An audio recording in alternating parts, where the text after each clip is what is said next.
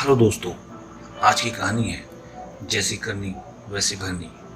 अगर आपको कहानी पसंद आए तो वीडियो को लाइक करें, शेयर करें और चैनल को सब्सक्राइब करें।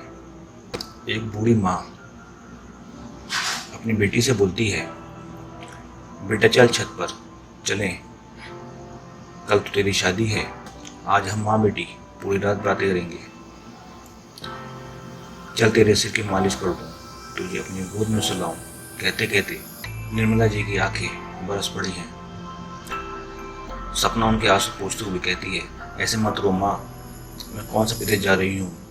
2 घंटे लगते हैं जयपुर से अजमेर आने में। जब चाहूँगी तब आ जाऊँगी। विदा हो जाती है सपना, माँ की ढेर सारी सीख लिए, मन में छोटे भाई बहनों का प्यार लिए, पापा का आशीर्वाद लिए, दादा दादी, चाचा चाची, मामा मामी, बुआ, मौसी मौसा, सबकी ढेर सारी यादों के साथ। जल्दी आना बिटिया, आती रहना बिटिया, कहते हाथ हिलाते सबके चेहरे धुंधले हो गए थे। सपना के आंसू से संग बैठे राजीव उसे चुप कराते हुए कहते हैं, सोच लो, पढ़ाई करने बाहर जा रही हो, जब मन करे चली आना। शादी के 1 साल बाद ही सपना के दादाजी की मृत्यु हो गई। उस समय वो राजीव के मामा की बेटी की शादी में गई थी। राजीव सपना से कहता है, ऐसे शादी छोड़कर कैसे जाएंगे सपना। दादाजी को एक ना एक दिन तो जाना ही था, फिर चली जाना। चुप थी सपना, क्योंकि माँ ने सिखा कर भेजा था, अब वही तेरा घर है, जो वो लोग हैं, जो वो कहें वही करना। 6 महीने पहले सुनील भैया, जो मामा के बेटे थे, उनकी शादी में नहीं जा पाई थी क्योंकि सासू माँ बीमार थी। अब सपना एक बेटी की माँ बन चुकी थी। जब उसका 5वां महीना चल रहा था, चाची की बिटिया की शादी पड़ी थी। सासू माँ ने कहा कि ऐसी हालात में कहाँ जाओगी। वो सोचती है, कैसी हालात, सुबह से लेकर शाम तक सब काम करती हूँ, ठीक तो हूँ।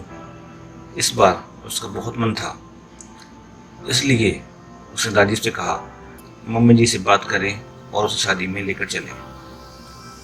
चाची का फ़ोन भी आया था राजीव के पास, तो उन्होंने कहा कि आप लोग जिद करोगे तो मैं ले आऊँगा, लेकिन कुछ गड़बड़ हुई तो जिम्मेदारी आपकी होगी।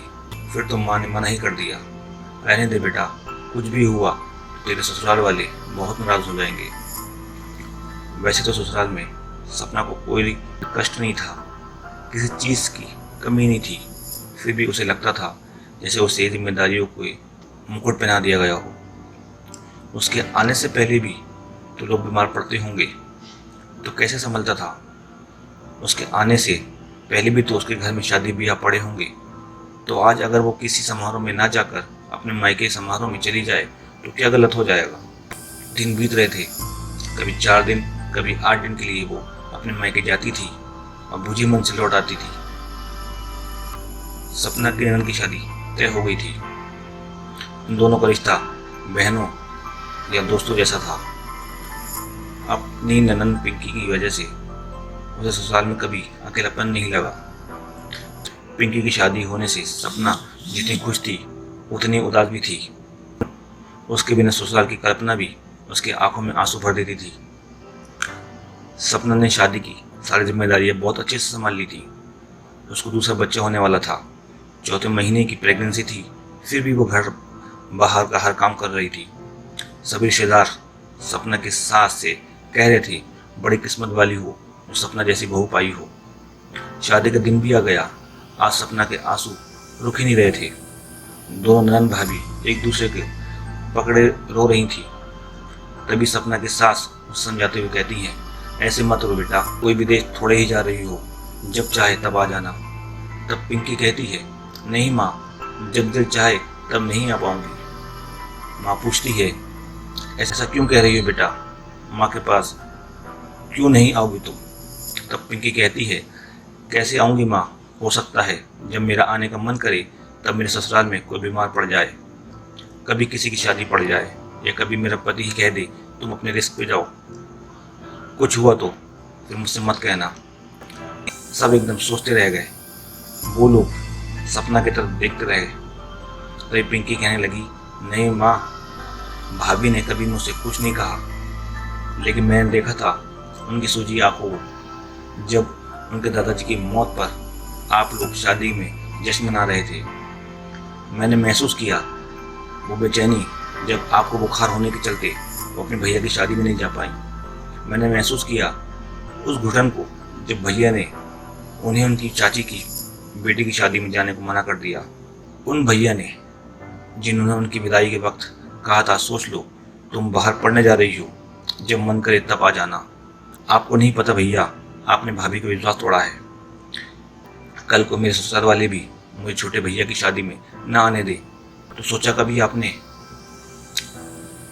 पापा, हमारी गुड़िया तो आपकी जान है, कभी सोचा है आप सबने कल को पापा को कुछ हो जाए तो गुड़िया के ससुराल वाले उसे ना आने दे? कभी भाभी की जगह खुद को रख कर देखिएगा। एक लड़की अपने जीवन में 24-25 साल जिस घर में गुजारती है, जिन रिश्तों के प्यार की खुशबू से उसका जीवन भरा होता है, उसको उसी घर जाने उन रिश्तों को महसूस करने से रोक दिया जाता है। मुझे माफ़ कर दीजिए भाभी, मैं आपके लिए कुछ नहीं कर पाई। जिन रिश्तों में बांधकर हम आपको अपने घर लाए थे, वही रिश्ते, वही बंधन आपके भेड़िए बन गए। और ये कहते कहते पिंकी सपना के गले लग जाती है। आज सबकी आंखें नम थी, सबके सिर अपनी गलतियों के बोझ से झुके हुए थे। दोस्तों, ये किसी एक घर की कहानी नहीं बल्कि हर घर की कहानी है। हमारे देश के समाज में शादी होते ही लड़कियों की प्राथमिकताएं बदल दी जाती हैं। अपना परिवार, अपना घर ही पराया हो जाता है और उसे वहां जाने के लिए दूसरों की आज्ञा लेनी पड़ती है। अगर हो सके तो इस वीडियो को देखकर इस पर गौर ज़रूर फरमाइएगा और हो सके तो बहू को उसके माता पिता के घर आने जाने की आज़ादी ज़रूर दीजिएगा। दोस्तों, आपको ये कहानी कैसी लगी? हमें अपने विचार कमेंट करके ज़रूर बताएं।